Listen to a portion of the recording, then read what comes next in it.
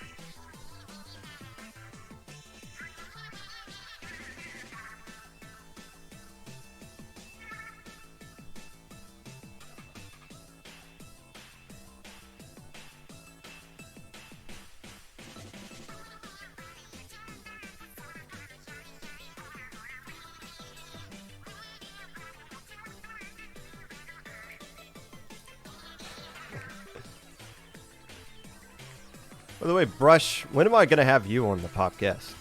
Do you do anything interesting and unique that you could talk about for 30 minutes? I feel like you'd be a great person to have on.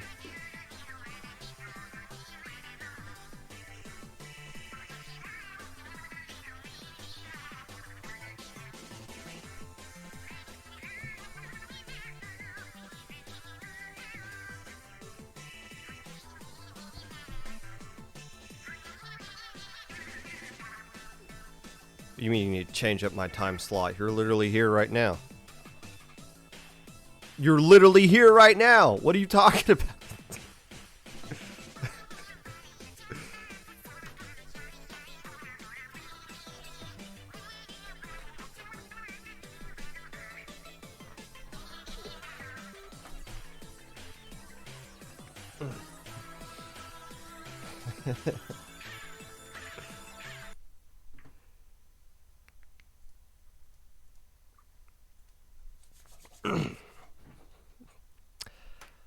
Hello, friends, and welcome back to the Popcast. Whenever you're listening to this, whether it be live or a VOD, Twitch or YouTube, or Spotify, while you are on the hunt to get one of those gold banners, trying or planning on not purchasing the gold aerosprays from Sheldon, driving the invisible boatmobile in the new Pokemon game. Whatever it is that you're doing right now, appreciate you taking the time out of your day to listen to this. Unless I don't. I knew that I knew the new Pokemon game was not going to work out at launch. I knew it wasn't going to. Everybody knew that. Somebody was complaining, I can't believe they're doing Low Ankle on the same weekend as the Pokemon release date and the thing. It was like, why are you playing Pokemon at the release date? Like, all right, have fun with that. We'll see how that works. For those of you that are upset about the new Slosher kit, you saw this coming. This is why I made that tweet that they can't put Burst Bomb on every weapon, because when you guys were making your dream kits of weapons you'd like to see, everything either had Burst Bomb or Splat Bomb on it. It's like, no, actually, they're not going to do that. There's going to be the angle thing, the highlighter on a lot of weapons. There's going to be a Chicken Bomb that they got to use on a lot of weapons. They got to use Point Sensor. All these other crappy subs, they're going to get dispersed, and the kits, the specials that you guys get on your kits are not going to make any sense. They're not going to keep releasing meta weapons, okay? They're going to release some things that they just feel like, yeah, whatever, roll the dice, let's see if this makes sense. Some weapons, not every weapon gets the vanilla sloshing machine treatment. The sooner you realize that, the better. News of tournaments may be of interest to the casual listener of the podcast. Storm Break is going to be taking place. It is the MIT Major, December the 17th through the 18th. The prize pool for this tournament is $1,000. Oh my goodness. That is a lot of cheddar for a starting prize pool. Super Jump is just $500. It gets up over $1,000 because of donations leading up to it. But the starting prize pool is $1,000 for MIT. Okay, that is quite the glow up there. We'll be keeping an eye on that tournament going forward, and if enough big name teams, which if they'll play in a tournament that has, if they'll play in any tournament that has a prize pool, I'm assuming they'll all play in Storm Break. Double limb groups leading into, I believe, a standard double limb bracket the next day. I'm curious to see how double limb groups work in this context. I've seen the format kind of kicked around at Proving Grounds. We've kind of kicked the tires on it a little bit and realized this isn't something you can do in one day. This takes a little too much time. So we'll see how it goes. Different format that we're used to seeing, and well, it's cool to see here in this kind of context, unless it's not. Speaking of Proving Grounds is this Friday. Yes, we are doing a tournament on Black Friday, as we're going to do. You guys don't go shopping on Black Friday, do you? You guys don't physically go out and shop on Black Friday, right? Like, you guys don't do that. I mean, it was cool doing that when I was younger, but nah, you guys don't do that. Play in some tournaments, or at least watch the tournament. That's the thing. That's what I want. I want you guys watching the tournament. I don't want you guys playing in it. Because when we have less teams, we can do a double limb and we get more quality matches. But if too many of you sign up, like you did that first time, we're going to run that format where the low-ink teams get the snot beat out of them, and if you take longer than 25 minutes to finish your Swiss round, we drop you from the tournament. So there you go. Proving Grounds 3 is this upcoming Friday. Today, we are going to be recapping Low Ink. Delta, Gamma, Beta, Alpha, Swiss, Top 32, all of that, and then some. Or maybe just all of that and nothing else. How about we just roll with that? I am aware.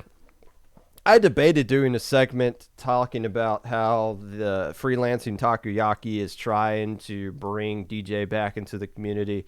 I don't think I'm not going to do that for a couple reasons. One, it's Low Ink Week. Let's try to keep things positive and highlight the good things in the community. That's what these Low Ink recap episodes are always about.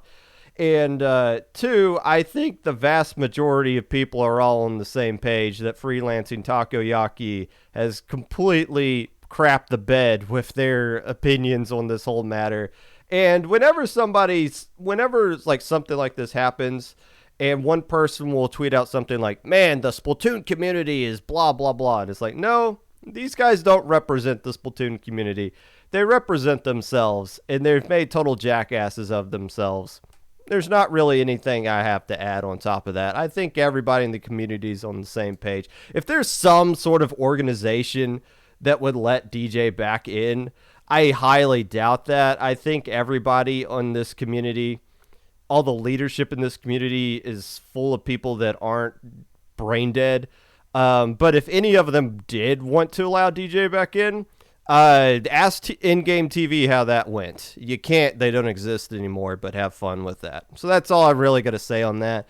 And I hope that's just the end of that crap. Oh my gosh. Oh boy. We'll talk about Low Ink stuff today. Nice, safe, fun. Talk about the good things in the community, not the jackassery in the community. But first,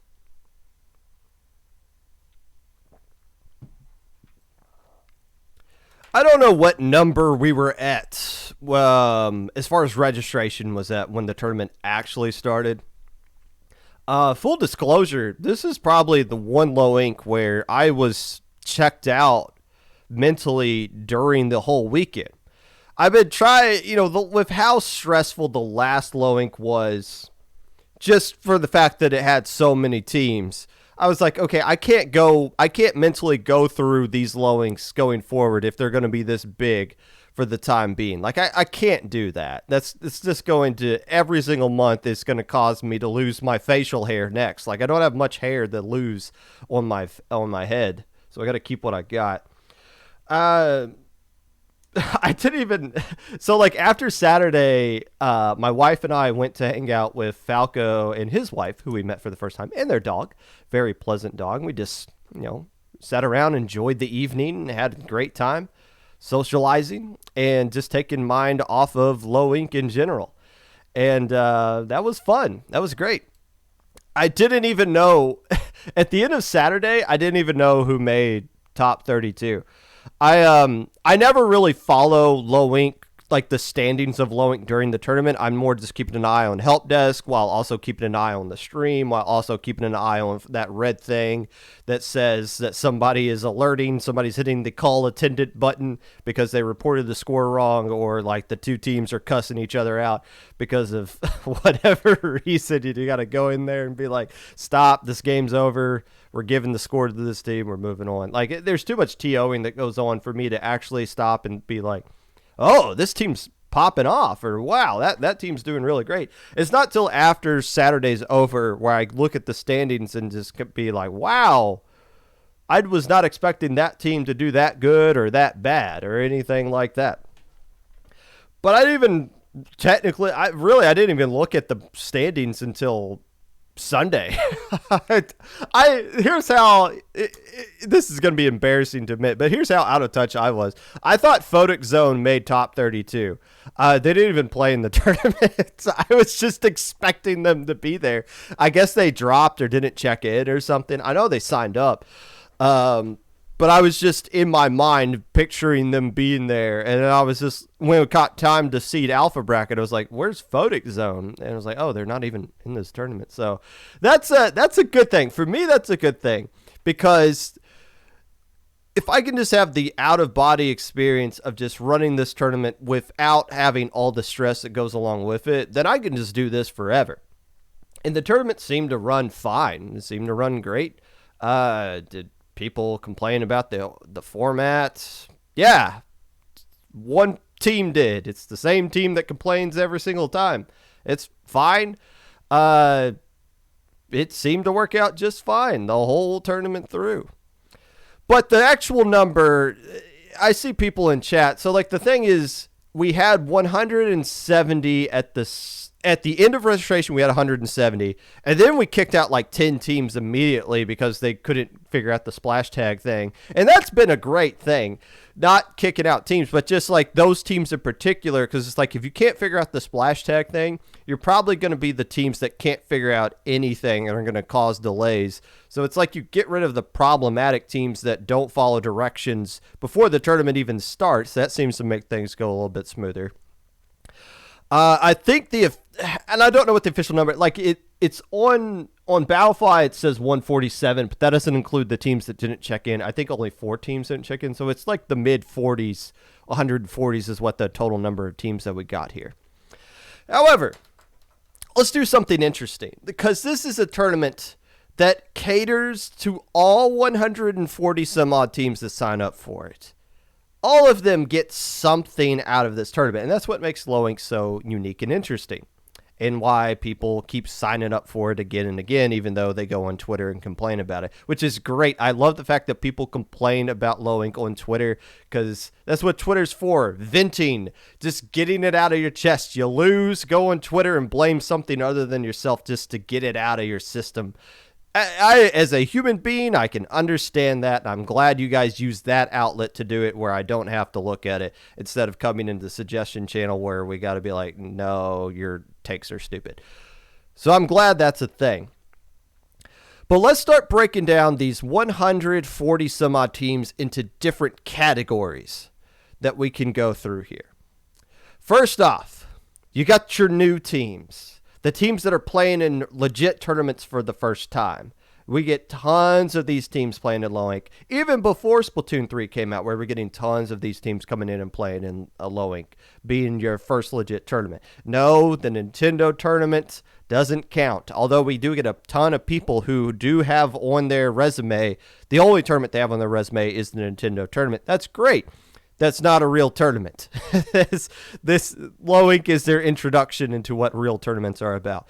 No, if you play on one of these random mom and pop Wild Turkey Surprise number 4 tournament or whatever, I don't count that either. This is your first look at what real competitive Splatoon is like. We get a ton of new teams in there, and they could fall anywhere. They could go 6-0, or they could go 0-6, or they can go 0-1 and drop because they think they got eliminated from the tournament right then and there. But it's their first time playing in a tournament, and they get that experience, so it's a good thing. The next group that we have, I don't want to say like the 1-5ers or the 2-4ers. That's not fair to kind of just say, yeah, these are the teams that are just floating around at the bottom here. These are the Delta hopefuls. The teams that once they qualify for Delta bracket, you used to be qualifying for Gamma bracket, but now with you just qualify for Sunday, that alone gives teams so hyped, and they'll go on Twitter and they'll be excited if they go 3-3 and they miss. Saturday altogether. We're like, man, we didn't make Sunday, but we improved so much, and that makes us happy. And here's our drip pick, and we went 2-4 or whatever. And it's like, yes, that is great. That even people who don't do as well or even come close to winning the tournament are still getting a lot of value out of it, and they enjoy it, and they're signing up again next time, hoping that they can finally crack in the Delta bracket. A lot of people fall into that category. The vast majority of people that play in low ink fall into that category. We don't talk about them a lot on the Popcast. We don't put them a lot on stream, although we try to get as many on stream as we can on Saturday. They're nowhere near being on stream on Sunday, not even close to it. But these teams make up the vast majority of the tournament and is the reason why we do this tournament. I'll get to that in a minute. The next step up we have are the teams that are looking to get banned from Little Squid League. You can make beta bracket and get banned from Little Squid League. Or you can make beta bracket and still be eligible for Little Squid League. It all depends on what your results are, I'm assuming. It's not just an automatic beta's in, because I've seen teams make beta and then turn around the next month and they don't even make gold bracket of LSL. But you got those next set of teams that are consistently qualifying for Sunday, and they're looking to get some results to where they can go to Little Squid League and say, give me my first rite of passage in this community by saying that I am banned from a tournament. I'm banned from something. Being able to say that you're banned from Little Squid League is the first step in the right direction to becoming somebody pretty special, at least as far as the low-level community is concerned. The next step up of that, you got the Alpha Bracket Blue Bloods. The teams that are always going to make Alpha Brackets, they're going to go 5-1 every single Saturday, or they're going to go 4-2, but they're going to go so impressive with their 4-2 that they're going to get in no matter what. Nowadays, those Alpha Blue Bloods are the teams that are consistently making top 32. And by the way, I know a fix for the people that complain about the bracket system and now that we have all these teams. If we just took top 32 and just renamed it Alpha Bracket, and once you get eliminated from the group stage, you just lose the tournament, you get kicked out, you don't get put in a beta bracket. Well, let's just take top 32 and just name that Alpha Bracket. I think that solves 100% of the problems you guys have with this tournament. I honestly do. I think some people just want to say they made Alpha Bracket. So if we just name top 32 Alpha, well, there you go. That's all you're looking for right there. We'll talk a little bit about that when we talk about beta bracket in a second, because I do think there's some truth to that. But the Alpha Bracket Blue Bloods, these are teams that if they don't make Alpha, they might drop from the tournament straight up, or they're not going to release a drip prick or anything like that, or they're going to blame something else as a reason. The point is, it's not fun just playing in low ink anymore. They're playing to try to get something substantial out of it. A very good podium result, if not winning the whole tournament. Finally, the last group, the very small handful of teams signing up for this tournament. The very top. The teams that are too good to not be the teams that are too good to where if they do anything other than win low ink, it is a failure. I'm talking about the access denieds. The teams where if we finish second place, it's still not good enough. We have to win this tournament or else we're going to be upset with ourselves. There are very few teams that fall into this category, but it's still a category worth noting. There are also the teams that are, well, let's face it, they don't have good enough results yet in tournaments outside of low ink, or they don't play in tournaments outside of low ink in general, and they're just not banned. But it's probably why they don't find ways to win low ink, because they're stunting their growth by not grinding against teams that are a little bit better than them in outside tournaments. However, the fact that we have these groups here, and I have just labeled out 5 different groups, maybe 6. Math is hard. But if you were a low ink team that started off at the bottom, you can chart your growth going up from being a team that's just happy to be signing up to a team that's just happy to barely qualify for Sunday, to a team that's happy to make Alpha Bracket, to a team that's happy that's not happy to do anything but win it. You can see yourself grow up over the course of your low ink. And some teams, it's not always that you got to follow this particular path through low ink over the course of a year. You got some teams that just stay in that I hope that I can make Delta bracket situation, and they just stay there forever, and that's fine. That's what makes them happy. They're fine being there. They don't want to grind scrims every single day. They don't want to VOD review. Mostly this is the category where you see adults in who have like jobs and children and obligations outside of being able to practice the game. They're just playing low ink for fun. You got some people that are just stuck there for years and they're happy being that part. It's great. You also got some people like Drifting Tide that just comes in their first low ink after playing just a handful of tournaments before then, and they just get it. And they just automatically, let's put these guys in their first tournament right at the top. These guys are here to win. They're never going to even know what beta or gamma bracket looks like. They're just going to skip all that altogether. So there's no like set path that you have to go. You can go in any order through this thing that you want. The teams that everyone roots for, though, are the teams that check every single box along the way, because those are the true success stories that you guys love to see. I'm talking about teams like Inked, Blazing Storm, the Grillers, and of course the team that I used as the prime example for this kind of team back in the day, Deep Fried Up. Excuse me. The Deep Fried Octolings, one of the most notable teams to start from the bottom, now we're here kind of thing. Ink in the System was a fantastic example. They're still low ink eligible. They're knocking on that door. But a team that went 0-6, 0-6 in their first low ink is now risen up to become the monster, the alpha bracket blue blood that they are today. Those are the kind of teams that we root for. It's the underdog story that every pure human being on this planet roots for. It's not even an American thing. Everybody roots for the underdog in pretty much every single scenario. If you look at Squid or any kind of major, everybody's rooting against Starburst in chat until they play against a team from Japan, and then all of a sudden you are the biggest Starburst stands on the face of the planet. Why? Because Starburst is not the underdog until they play a team from Japan, and all of a sudden they become the underdog, and that's when everybody says, yeah, let's go. We are all representing North America all of a sudden. It's like, okay, cool.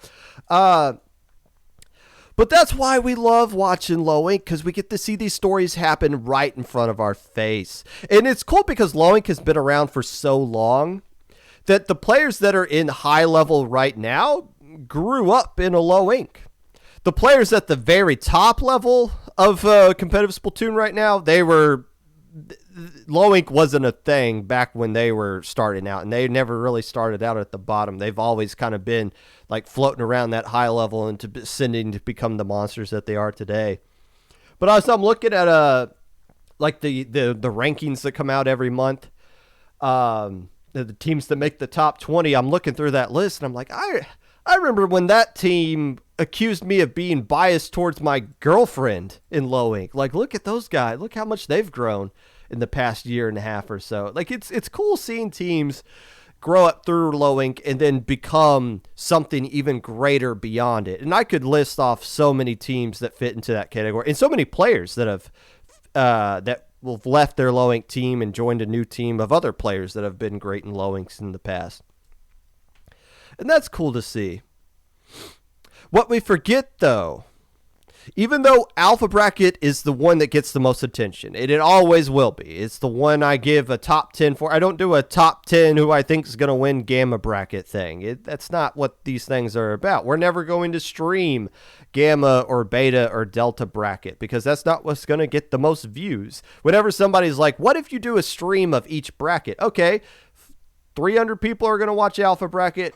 2 people are going to watch beta. Whatever team is playing on stream for the gamma bracket, they're going to tweet out to their friends. They'll come in and they'll watch that. That's not, nobody's going to watch that kind of stuff live. You're crazy if you think otherwise. We could barely get enough people to watch some of these other tournaments here. We're not big enough as a community to be doing stuff like that. So the alpha brackets teams, they draw in the eyeballs to the tournament, but they're not the core tournament. They're not the heart of the tournament. The heart of the tournament is the teams that start at the bottom and grow their way up to the top. Case and point. It might be one of the better case and points that we have in modern day Low Inc. It's time for us to talk about SIA, the team that won yesterday. Here are some results. SIA might not want me to list these out here. But here's some of the results that SIA had in their first tournaments that they played in together. Their first Low Inc that they played in October of last year. So this was 11 Low Incs ago. No, 12 Low Incs ago, because we skipped just one September in between then and there. Unless it was 2. Math is hard. The first Low Inc they played in October of 2021. SIA got a grand total of 2 wins. They went 2-4. The next month, a year ago from this month's Low Inc, when they played in November of 2021, they finished, that was a Low Inc that only had 55 teams finish all the way through for 6 rounds. 55 teams played in that Low Inc. SIA finished 49th. SIA was the 6th worst team a year ago in Low Inc. The 6th worst team. In January, they bumped themselves up to a whopping 3-3, and I'm sure they got some tweet out there talking about how excited they are that they got 3 wins for their first time ever. And I think that might have been the first time I recognized them on the Popcast, just because I liked their name of SIA, not because I knew anything about them. Then May rolls around, and they play in Little Squid League 20, and they finish second place. They finished second place, the Shadow Squids. And that was really the first time where we all kind of like, oh, they're not just some cute little team anymore. They got a notable result. Was that a legit result, though, or they just kind of... That was just kind of a one-off thing. They just kind of have this Cinderella run. Like, are they legit or not? Because we've never really seen SIA as anything other than just a cool little 3-3 team. Are they for real? That's what the question we started asking back in May. Then, in July, they play in a tournament called Splat a Little Up. A tournament that wasn't designed for them to win, I think. I think it was a tournament that was designed for a bunch of other teams in the beta bracket region to win, because they were complaining they needed a tournament that they had to win for some reason. SIA came in and spanked all of them. In fact, I forgot about this. The team SIA beat in grand finals just so happens to be Ink in the System. Man, look how much of those 2 teams have grown since the summertime. So that was the first time SIA won a tournament. Then in September of Low Inc, they finished in second place. In Minnow Cup of this month, they finished in second place. In November, 1 year after finishing 6 spots from the very bottom of Low Inc, they ended up winning Low Inc all the way through. Now, it's not the same exact roster that you had on a year ago to where they are right now. That's not how these things work. You very rarely see a squad of 4 players just kind of grow over the course of a year, improvement together. Sometimes improvement is just getting your name out there, getting some better results so that you can draw in better recruits, so that you get better results, draw in better recruits, rinse and repeat, and grow your team up through there, grow your brand up through there. But it's still the same SIA brand. It's still the same SIA team that's gone from the bottom, and now they're here. That's the success story that everybody wants to have. Everybody wants to be a SIA. Everybody wants to be a deep-fried Octoling. Everybody kind of wants to have that result of becoming something this special. And that's what makes Low Inc so awesome. And that's why Low Inc is always going to be awesome. Is it going to be a tournament that's going to cater to every single team? No. Are there going to be teams that are going to complain about this and that after every single Low Inc? Yes, that is the nature of the beast.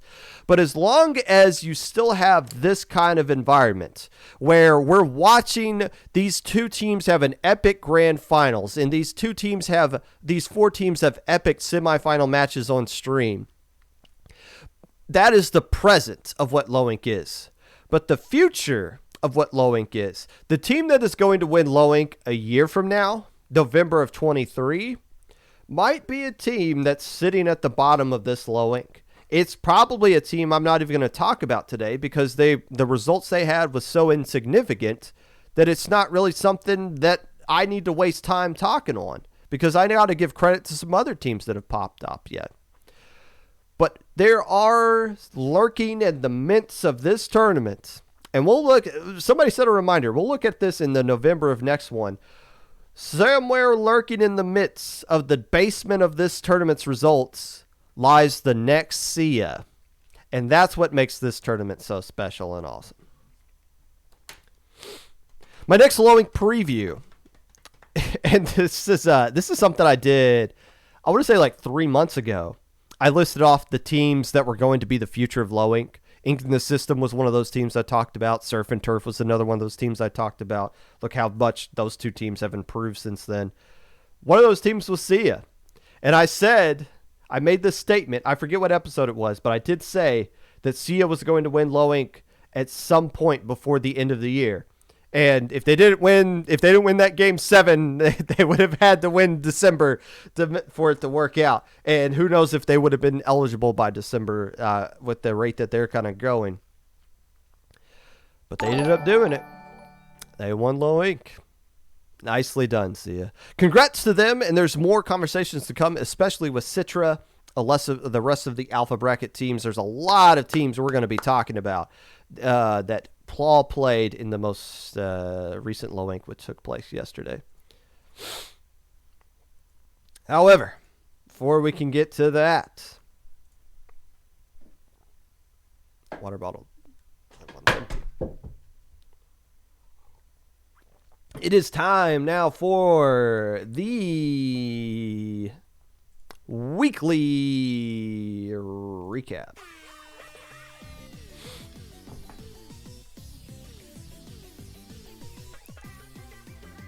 SOS number 89 was won by Next Time.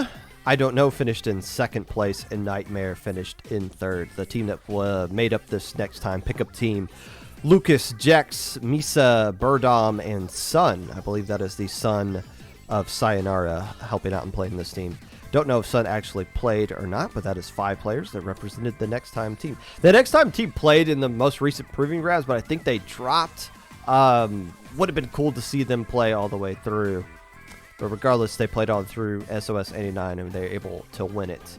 Hammerhead bracket was won by Valiant. Mako bracket was won by Data, or is it Data? And Lantern bracket was won by the Duck and Cover crew. That's probably the only reason Brush is in chat right now. You can now go back to work, Brush. You're good. 60 teams signed up for this SOS weekly Wednesday night tournament hosted by IPL. But let's take a look at what Dapple Productions was doing this week with Squid Junction number 33, which was won by Question Mark. W Key finished in second place, and Nightmare finishing in third again.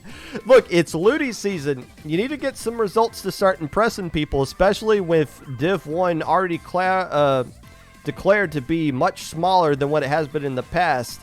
Being Div 1 is going to be extremely difficult to do. Nightmare racking up all these third place matches in these notable tournaments.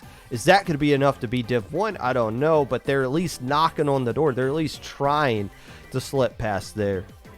We'll see. They're at least getting third place. Question Mark, who won this tournament, is made up of Luke, Caden, Red Rum, Kiwi, and Nova. 39 teams played in this double elimination tournament. It's a personal note. I like seeing Havoc constantly tweeting out about Squid Junction. Again, it's a tournament that is no relation to me at all, but you like seeing TOs that are passionate about the tournaments that they run and are constantly excited about the little things that they can do in their tournament. I got this many people watching my stream. We were able to find ways to get this tournament down underneath 4 hours. Like, look, there's nothing on the line here. We're not getting paid. There's no like additional clout that comes with TOing unless you do additional stuff like this. So to have passion and excitement about something, that's cool to see out of Havoc. I hope that continues going forward because we like Squid Junction here. Even though I've only played in like maybe one Squid Junction. I don't know. Picnic number 1 was a tournament hosted by Sindal that was run at the same time as Loink. It was won by Alliance Rogue, who beat Graveyard Shift in Game 7 of a bracket reset. Seafoam finished in 3rd place. Seafoam, a brand new team. They got announced, I think, that same day. And I don't know if Kyo was being true or not when they said they were joining Seafoam. I don't know, but Seafoam seems to have some potential. You like seeing some high-level players making new teams and being competitive because that's a win for all of us. More teams at the higher echelon of these tournaments is always a good thing to see. Seafoam finishing in 3rd place. 24-team double elimination tournament was Picnic number 1. The main gimmick here, I guess it's not really a gimmick, but the one thing that was being tried out was Sindal's new website, which had this feature that allowed you to pre-pick what maps you particularly wanted, and then it somehow just ran a system against what the other team maps that they picked. And I think Game 1 was like a map that both teams had picked, and then it just kind of alternated from there. That is probably the future of map lists going forward in tournaments. A combination of what maps I want versus what maps my opponents want, and we figure it out as we're registering, so it's just printed out for us right when the game starts, and we don't have to sit here and waste time filling up air in the chat and picking counter picks as the thing's going on. No, it's set right there for us. That is probably the future map list. So if you guys don't like predetermined map lists, if you don't like the counter pick system, keep an eye on what's going on with Picnic. That's probably our future going forward. It's some exciting stuff with that. Alliance Rogue not only won that tournament, they won Paddling Pool that same week.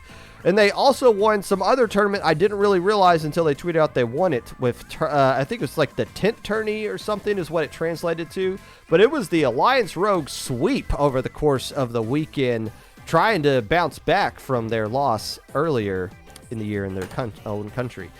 In the NFL, the Rams season is basically over after losing to the Saints 20-27. The Chiefs beat the Chargers 30-27, and the Steelers have a return to form, losing to the Bengals 30-37. Dang, I really wish the Rams had some draft picks now, but won last year, so that's all that really matters, right? And that was your weekly recap. Sponsored by Squid Roll, Forward Squid Rolls. Hey, is it a game 6? And it seems pretty obvious that you're going to win, and it's pretty obvious to the opponent that they've just kind of given up at that point. And let's just get through this game and get on to game 7. Just start doing the random squid rolls in the middle of the game just to get it over with. That was one of the funniest things I've seen, and that was a cool little moment. I don't think Delta still realized there's like a semi-secret chat once you win low ink that you get into in the IPL channel. I asked Delta, I was like, why were you doing that? And they're like, what are you talking about? So I have to get that clipped and get a quote from Delta to see what that's about. Forward Squid Rolls, the official sponsor of this week's episode of the Weekly Recap.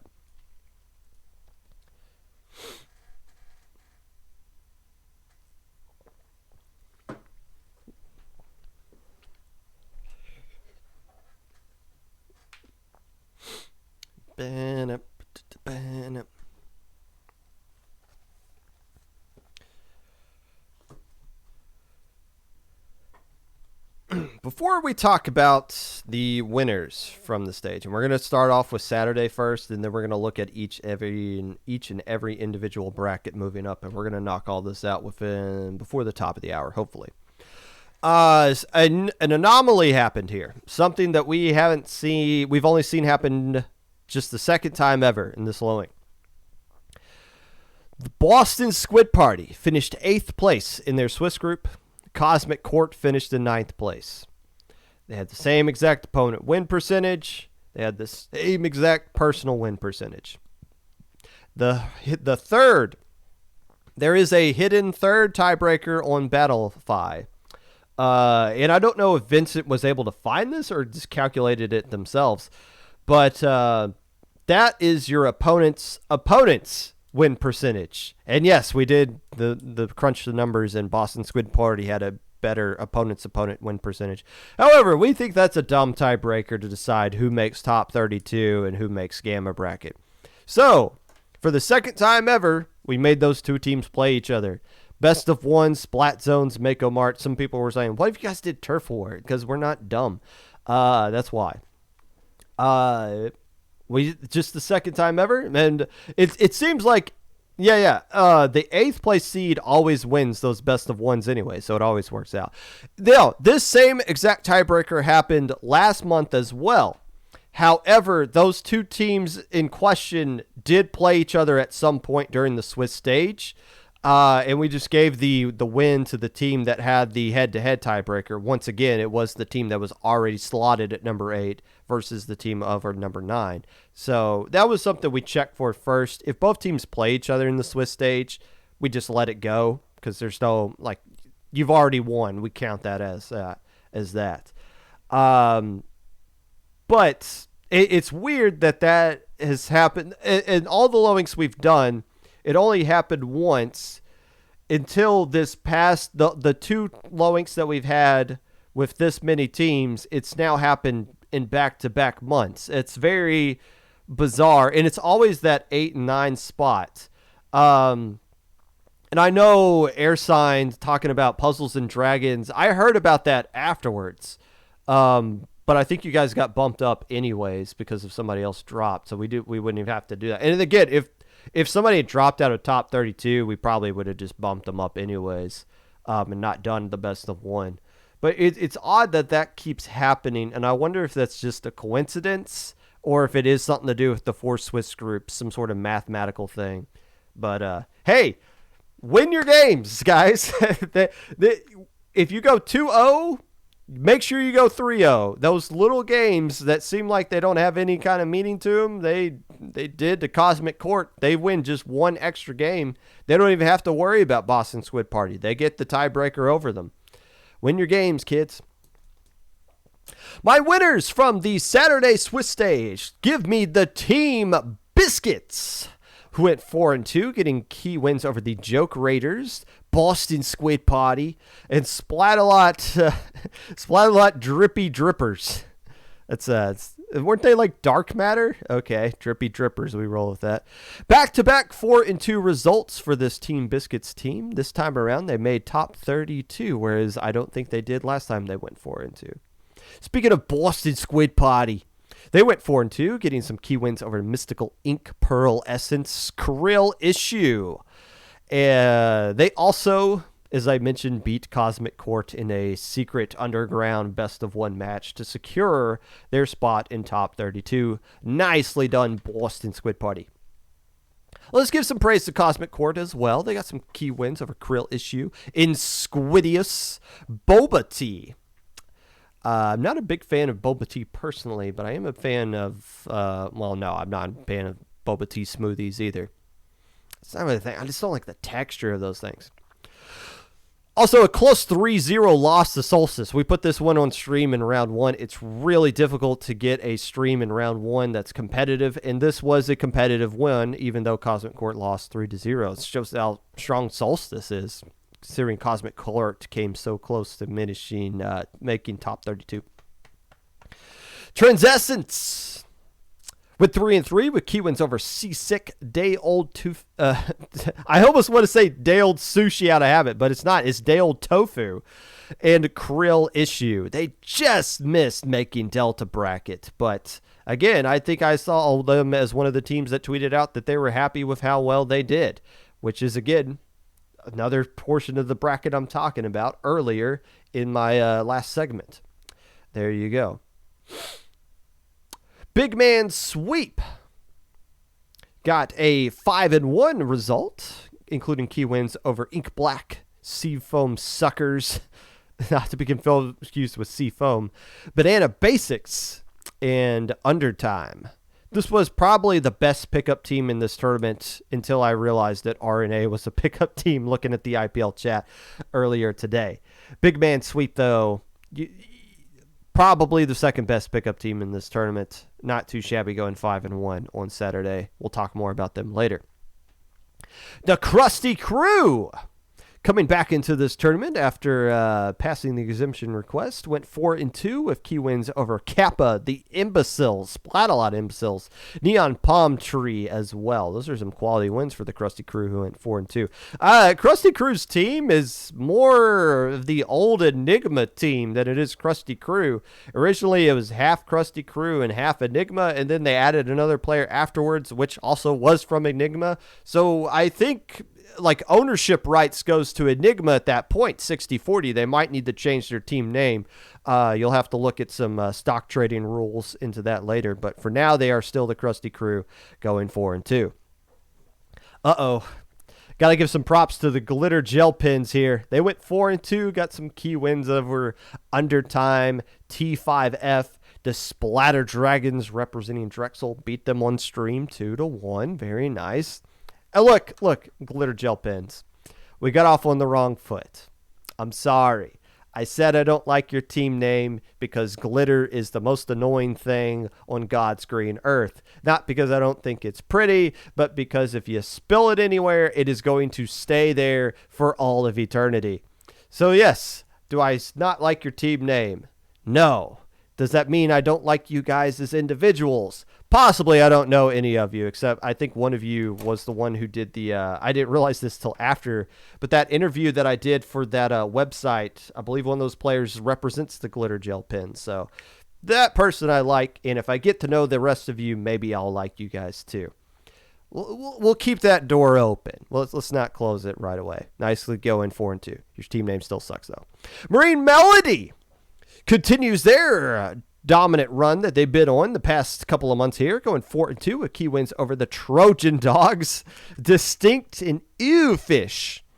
Consistent results now, and they finished number 8 in their group. This means they got top 32. Nicely done, Marine Melody. What have you guys been on lately? Because this is not the typical Marine Melody we've used to see. They might be the next Sia. They might already be the next Sia. Who knows? Ew Fish. We always talk about them not getting the job done in Little Squid League. They got the job done here in Low Ink, going 4-2 with key wins over Otakos, Cephaloshock, Enveloping Ink, and Daytime Demon. Nicely done, Ew Fish. We'll take a look at what they did on Sunday. I don't remember what bracket they made off the top of my head. It'd be like that sometimes. The Pond Duck Crew. This is another team that finished very not so impressively in the most recent Little Squid League, going 4-2 this time around, proving it was a fluke, getting key wins over Bash, RGB Rebels, Otakos, and the Territorial Water Otters. Much better than what they did in Little Squid League. I believe getting a silver bracket.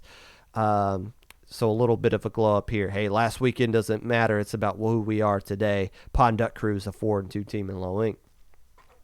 Mermaid Sashimi went 4-2 with key wins over Malibu Rising, the Territorial Water Otters, the Trojan Dogs, and the RGB Rebels. Mermaid Sashimi last played in September, where they went 3-3, going 4-2 this time around, guaranteeing themselves a spot on Sunday.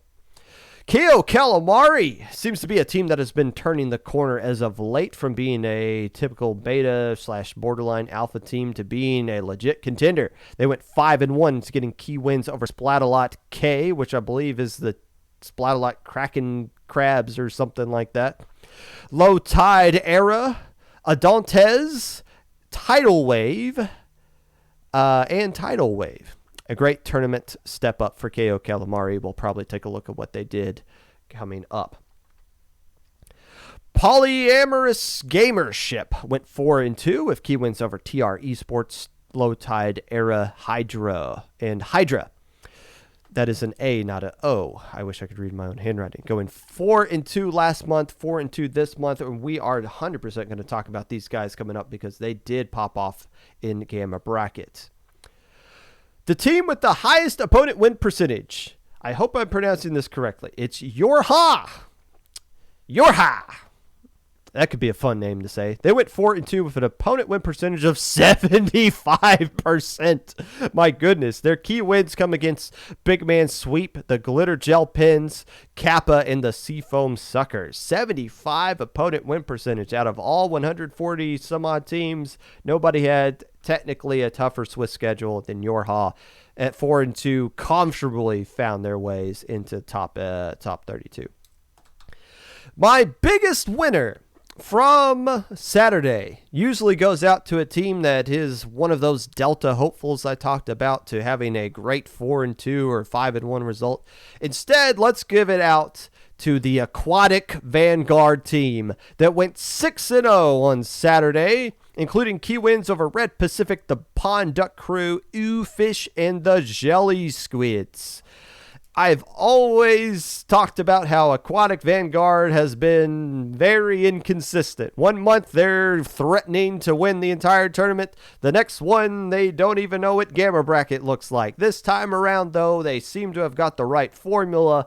We're definitely going to be talking about these guys in the upcoming second. But attaboy, Aquatic Vanguard, I see you guys. And those alcoholic beverages that we got at that bar at the Big House. We have some of that stuff here locally, and my wife and I have been sipping on that pretty recently. And every time I sip on it, I think about Aquatic Vanguard. And I don't know if that's a good thing or not, but it is a good thing now because they're going 6-0.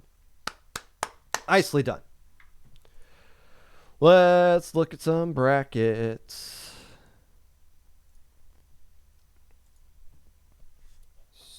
Green. There we go.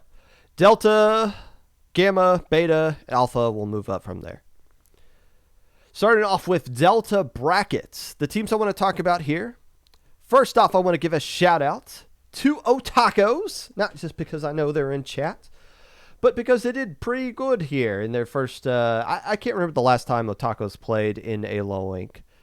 But they did qualify for Delta bracket this time around. Got a 2-0 sweep over T5F, an LSL team. Low Tide Era beat them. Fell to a team that finished in second place of this whole tournament, and then got knocked out by the team that finished in first in this whole tournament, or this whole bracket. Otakos is a prime example of a point I've been trying to make the past couple of leaks about how placements hide results, right?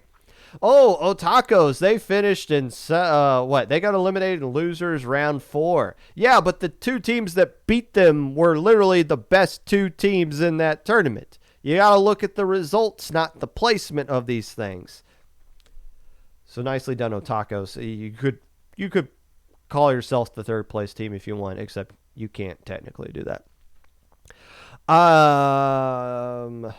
Hakunova gives a little bit of a shout out here because it looks like they did decently well here. Survived Pearl Essence, Distinct, 6-star wanted level, took Shark Reef to a game 5, and yeah, well, same thing for them. They only lost to the two teams that finished in the top 2. Respectively, though, they did make third place, so that works out for them. Hakunova, I see you. The two teams here that made grand finals. I haven't really talked about Shark Reef a lot recently. It's not that I forgot about them. It's just they've been going over some roster changes. And I quite honestly, I don't even know what their current roster is. I guess we could look at it if we felt so inclined. But at least they're getting some consistent thing here. This is why they always have to get subs. And we only allow you to have 2 subs, and I forgot about that. But yeah, but still, it's nice that they're able to play all the way through here, getting some good results. Puzzles and Dragons, I know this is not the bracket they wanted to get. Actually, I think this is just the bracket they were lucky to get because of somebody dropped. So that's still a good win for Shark Reef. And obviously, I think just Infinity Rain, you don't know what goes on in these sets because they're not, and I don't know if there's been like things posted somewhere that we could look at, but still, this is clearly Infinity Rain's tournament to win. In fact, this is Infinity Rain's bracket to win, not just because they're the number 1 seed, but they're just the better team of all these teams that are here. Infinity Rain's been making alpha brackets. In fact, in September, they were an alpha bracket team. But look what they did here. They made the lowest run. Puzzles and Dragons said, yeah, we're a little bit pissed about things here, and we're going to knock you guys out of the tournament in what could have been the grand finals here. Who knocked out? Shark Reef got them. Who finished? Oh, Infinity Rain got revenge on them later. Okay, same thing. Did Shark Reef and Infinity Rain beat every single team that got eliminated from this tournament? How did that work out? But Infinity Rain went all the way through. The Imbeciles, that's a top 10 team caliber team. Man, this Delta bracket's tough to go through. Swept them, swept Distinct, swept Carmessi Colony, Otakos, Puzzles, and Dragon. They didn't lose a single game up till losers finals where they finally lost one. But Infinity Rain was the best team in this bracket. It makes sense they would actually win it at some point. But yeah, I mean, you look at these Delta brackets and you're like, what is Puzzles and Dragon doing here? What are the Imbeciles doing here? What's Infinity Rain doing here? And Shark Reef trying to make some noise saying, hey, what are we doing here as well? These Delta brackets have been rough. The team that won Delta last month, Epsilon, made Alpha bracket next month, or this month. Delta's always been kind of interesting, even though we've only had 2 of them all time. Maybe we should have an Epsilon bracket. Maybe I should just stop caring and just give it an Epsilon. Why not? Let's look at Gamma real quick.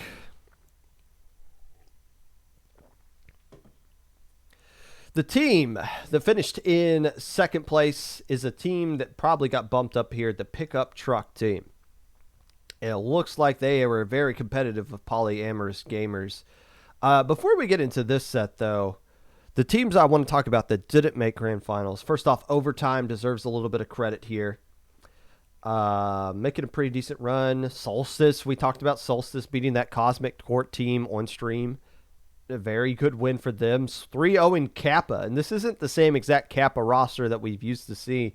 I forget their roster compared to what it used to be, but still, any time you play a Kappa caliber team, that's a pretty impressive 3-0 result there. Beat the Seafoam Suckers before getting knocked out by Joke Raiders. Joke Raiders is the other team I want to talk about. Now, Joke Raiders almost finished the lowest run here, running all the way through all these teams in losers bracket, as you can see highlighted before getting locked out of losers round 3.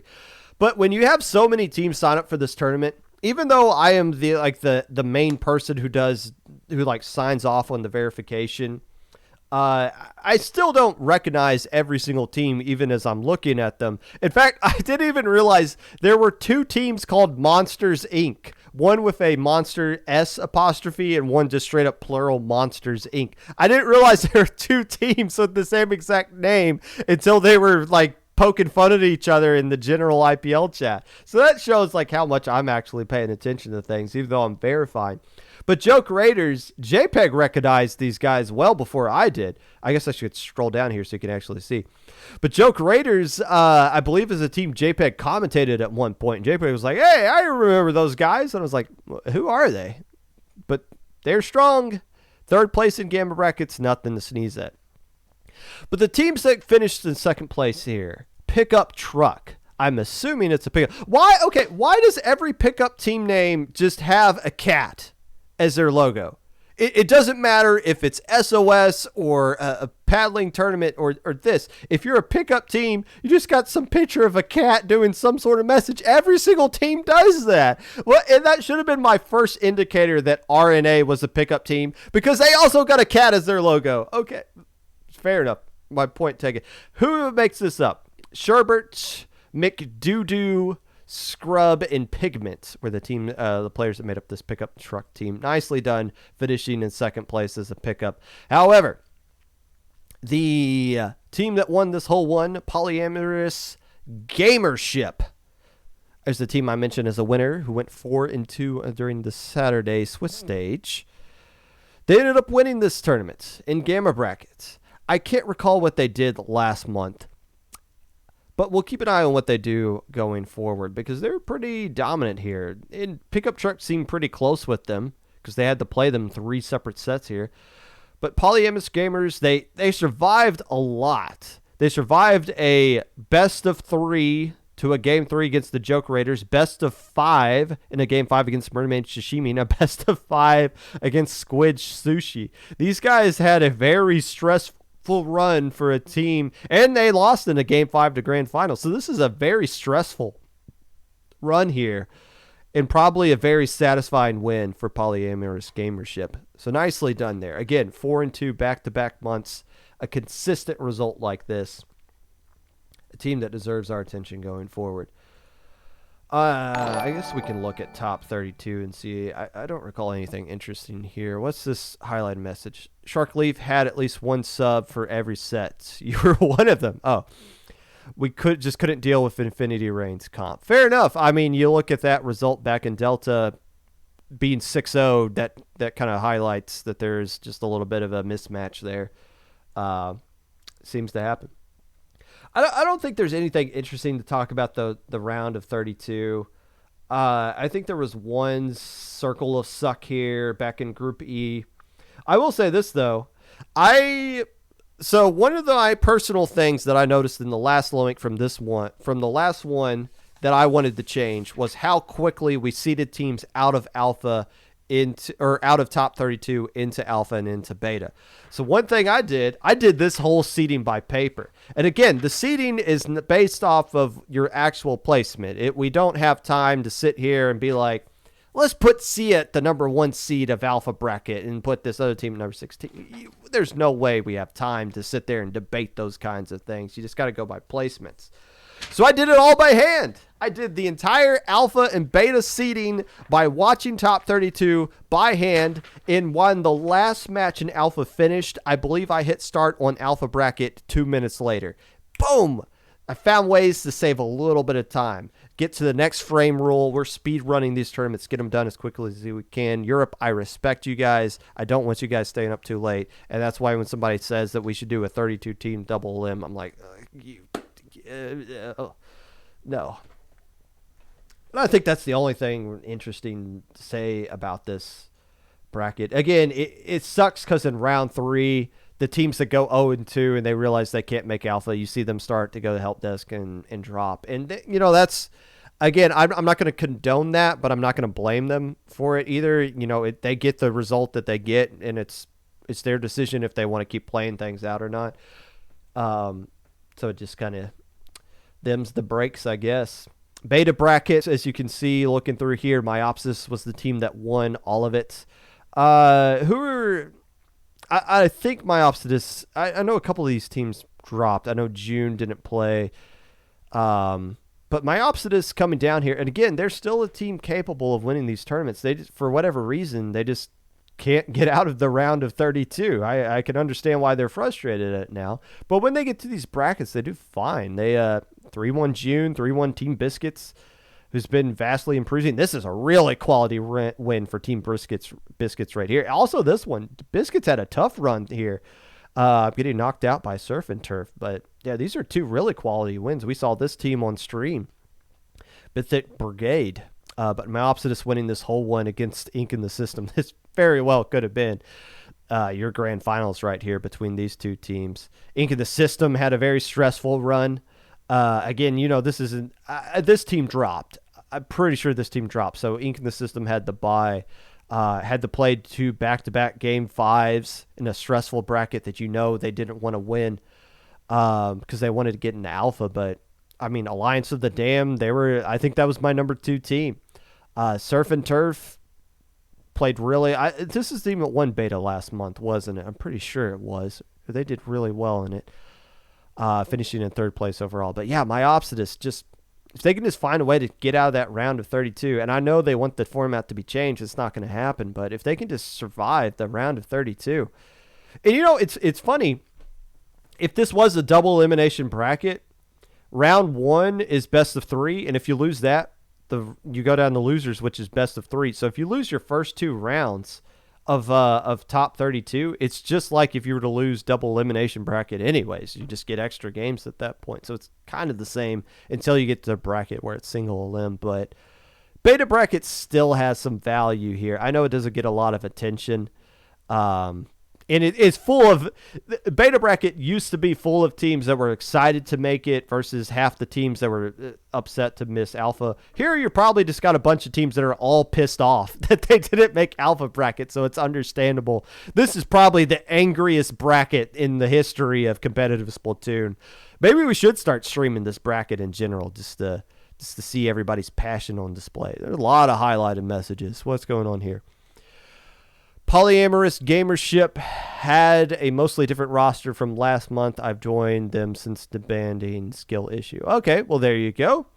Roster changeover. Team Biscuits dropped and didn't play beta third place match. Fair enough. Third place. Yeah, you'll see that happen in a bunch of tournaments. Not low ink, but in SOS, any kind of tournament, usually, I don't feel like playing the third place match. J Slosh, we were so close to taking out Biscuits, just a couple of misplays in Game 5. It be like that. I'm assuming you're talking about the Brigade team here. Yeah, Game 5's just kind of go. Sometimes you lose a Game 5 and you just got to tip your cap, say the other team just played better. Not much more to it than that, but there you go. Alpha brackets.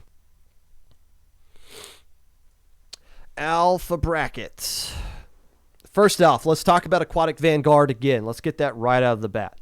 So up to this point, when Aquatic Vanguard was playing Citria, they wwere undefeated. Aquatic Vanguard, if they were the number 5 seed, that means they won their group going 3-0. So 6-0, 3-0. By this point, Aquatic Vanguard was 10-0. And then they get swept by the team that finishes in second place. This, I would argue, even though Aquatic Vanguard didn't make podium this time around, I argue this is the best Aquatic Vanguard has ever played. But again, I've trusted Aquatic Vanguard and had my heart broken. Is this the new standard, or are they going to go back to being Jekyll and Hyde mode next month? That's the question we got to see, but this is still best result from Aquatic Vanguard. They just ran into the monster that everybody ran into. Banana Basics. I talked about these guys in the preview. I didn't have them in my top 10 because I wanted to see how they would actually play in low ink. They are going to be in my top 10 next month. These guys were really good. They got a lot of really strong players. They were clutch. It seemed like it was very hard for a lot of teams to just kind of knock them out until I think they just ran into some issues here, and also credit to the opponent for being really strong as well. It's too hard it was tough for anybody to hang with Citria, who I believe was also undefeated. No, Marine Melody beat them in the group stage, which quality win for Marine Melody. I think that's all the teams I really wanted to talk about, other than RNA. I did say Big Man Sweep was the best pickup team, except for RNA, who I found out was a pickup team. And how do you know RNA is a pickup team? Their logo is a cat. That's the biggest indicator. If you have a cat in your logo, you are a pickup team. Fair enough. Big Man Sweep couldn't find a picture of a cat or Big Man, I guess, to put as their logo. So it's got this little eyeless coyote hawk thing that it just auto-generates for other teams. So be it. But RNA had a tough run here. Honestly, they had a really tough run. And we mentioned it on stream. They beat the Sanguine Sea team in a Game 5 where they didn't win Game 1. I don't know who won Game 1 of this set, but they won Game 5 of that as well. And then just ran into the Sea of Buzzsaw, which, again, this was a competitive set on stream, but, still a 3-0 in the other way. But RNA, they were in chat, the IPL general chat, and was just saying, is third place in a tournament good? And it was like, yes. Yes, getting third place as a pickup in any tournament is a good thing. It's never a bad thing to get third place in a tournament and do good. Obese Tyrese, look, Popgun, we had a horrible roster issue throughout this year. Okay, is it finally settled in then? Can I trust you guys going forward? And that is fair enough. I didn't even look at your guys' roster for this month in particular. Alfie, after Zenrix had a 5+ year comp break, third place in low ink is so big. No, them firstly, they'll come back stronger next month for sure. If you say so. 5+ year break. Like, yeesh. That's Splatoon 1 era you're talking about right there. Yes, for the most part, we had to change Slayers twice. I did. Okay, yes. Look, I liked your tweet. That doesn't mean I sat there and watched it 50 times, Cactus. But yes, I did like your tweet. Sia and Citria. Citra and Sia. God, that was a mouthful to say. Let's talk about this grand finals. And by the way, ProChara did a little bit of a breakdown of the grand final set from a competitive standpoint. Go to ProChara's channel if you want to look at that and get a good sense of that. This grand finals, man, I don't know if this was good or just completely jank and it just ended up being good. I can't tell. There were so many times where it seemed like both teams were trying to lose. And it's so bizarre. You had Sia counterpicking Splat Zone's Hagglefish with the set tied 2 apiece, and Sia got absolutely bullied on Hagglefish in game 1.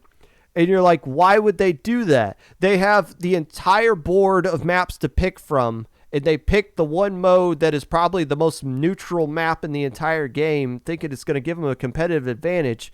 And to Citria's, for whatever reason, Citria decided, you know what? Let's change our comp as well. Change their comp, and it wasn't as dominant as that game 1, but they still won it anyways. I was like, okay, what went on there? And then Sia picked the correct map that was going to work out in their favor. Tower Control, where they were dominant on, and Shipyard, where their Tri-Slosher could start popping off. And for whatever reason, Citria started using a comp you would complain about if that was your comp in solo queue. Like if you were a roller and it gave you a junior and 2 different bow weapons, you'd be on Twitter complaining about Nintendo not knowing what they're talking about. I was so confused by what was going on with that. And I've talked about this with other commentators before.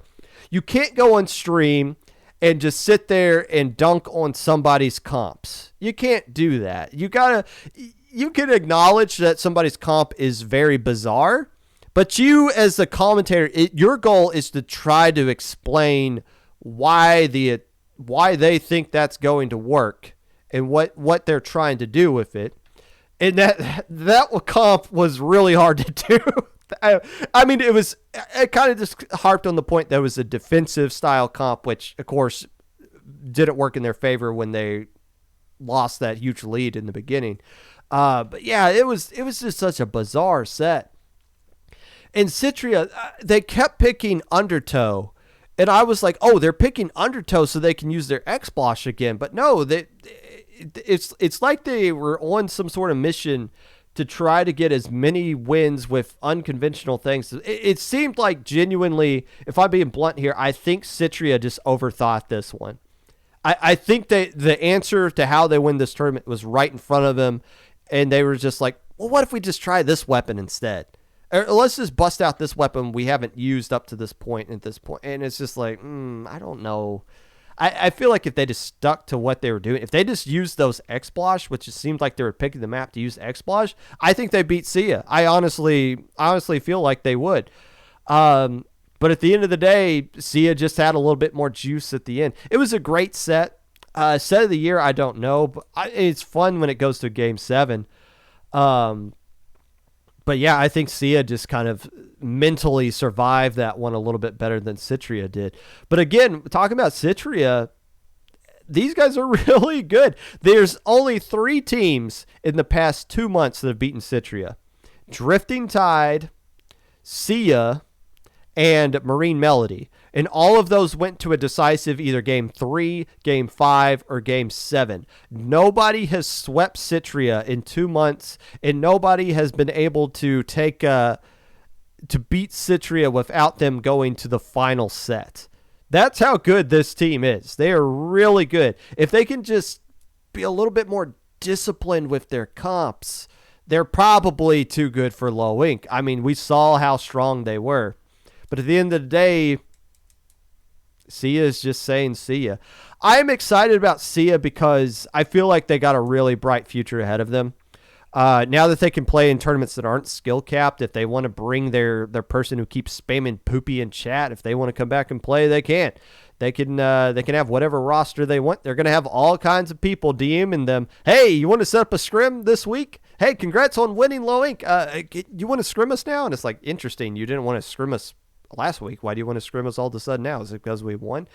It's like, see ya. You just look at the growth they had. Again, this point last year, they were the 6th worst team in Low Ink. 1 year later, they're the best team out of 140 some odd teams. They got a really bright future ahead of them. And I hope someday I'm sitting here talking about, well, looking at the rankings in the top 30 teams in the West or something. It's like, there's old Sia. There it goes. Sia has won Low Ink somehow.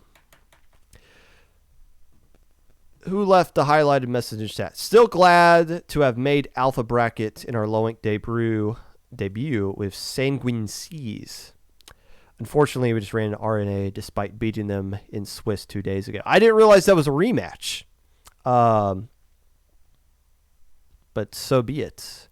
All was well fought, though. Yeah, I mean, that set between RNA was a really good set to watch as well on stream. And I'm glad that we got Devi and Cirque coming in from the Smash scene. I like these Smash commentators that have been sneaking over into Splatoon stuff. That really adds a good kind of value to the tournament. Who was it? Matt, was that you that hit that Inkzuka shot? That was pretty good. When I say Sia, your eyes tear up. Well, let's end this episode before you start crying anymore. Congratulations to everybody who played in Low Ink and got the result that they wanted. To the teams that didn't get the result they wanted, don't worry. You can play next month unless you get banned. I don't know. Have a good Thanksgiving, everybody. If you're in a country that's celebrating Thanksgiving this month, if you aren't in a country that celebrates Thanksgiving, don't worry. There's you probably something to be thankful for. You got to go to work on Thursday, though. I don't. I got a paid holiday Thursday and Friday. I can't believe Black Friday is a paid holiday for me. I'll see you guys Friday for Proving Grounds 3. Make sure you sign up for that or watch it. But if you'd like to be a part of the podcast in any way, feel free to reach out to me at my socials below. Twitter at Mr_Popgun. Discord Popgun, hashtag 5882. YouTube at Popgun25. Popgun25. Stop. I'm not looking at my own Twitch. I'm trying to close that so I can find somebody to raid. Twitter at... Discord, I already did all my handles. You guys know where to find me if you need to reach me. Who are we going to raid?